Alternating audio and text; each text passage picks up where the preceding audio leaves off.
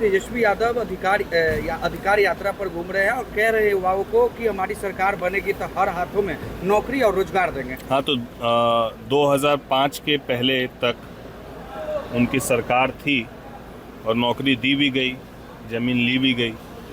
फिर उसके बाद जिन जिन युवाओं को ज़मीन देकर नौकरी चाहिए और वो अपने स्तर से ये बात कह रहे हैं, अभी वो कलम बांट रहे हैं यात्रा के दरमियान और कह रहे हैं कि हम कलम बांटने वाले लोग हैं, जिसमें उनकी सरकार और उनकी पार्टी कहीं ना कहीं एक जंगल राज के नाम से जानी जाती है और किस तरीके से जंगल राज में खुलेआम हथियार लहराए जाते थे।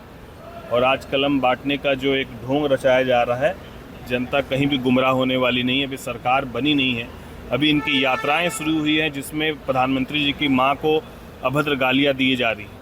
तो आप सोच लीजिए, अगर गलती से इनकी सरकारें बन गई तो वापस से घर से माँ और बहनों को निकलना मुश्किल हो जाएगा। लालू की बेटी है रोहिणी आचार्य, उन्होंने ट्वीट की है और कहा है कि मैंने बेटी बहन का फर्ज निभाया है, मुझे पद की लालसा नहीं है।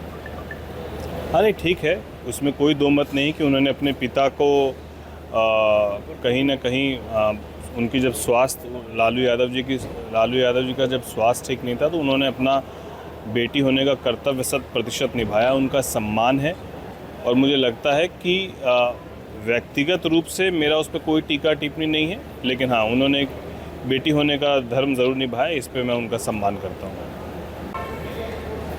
आपके सांसद हैं अरुण भारती, उन्होंने कहा है कि मीडिया में कुछ खबरें फैलाई जा रही है कि आपके पास एक भी विधायक नहीं है लेकिन डिमांड ज़्यादा सीटों का हो रहा है।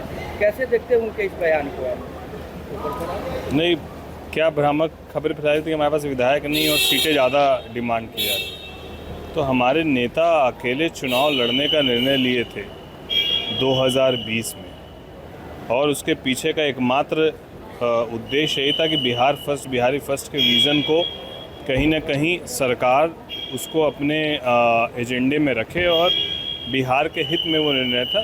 तो हम लोगों ने अकेले चुनाव लड़ा, हमारे एक विधायक हुए जो दूसरे पार्टी में चले गए।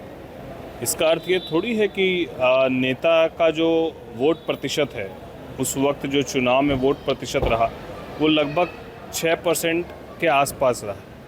तो आप क्या 6% वाले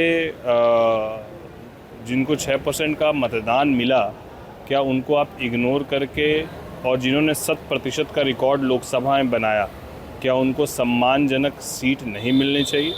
उद्देश्य इतना ही मात्र है। कितना सम्मानजनक सीटें आप लोगों को चाहिए? हमारा कहना है 2015 में हम लोग कितने सीटों पर लड़े थे और 2020 में हम लोग अकेले कितनों सीटों पर लड़े थे। तो 2015 में जब हम लोग जितने सीटों पर लड़े तो कहीं ना कहीं उसी के आसपास सम्मानजनक सीटें मिलनी चाहिए।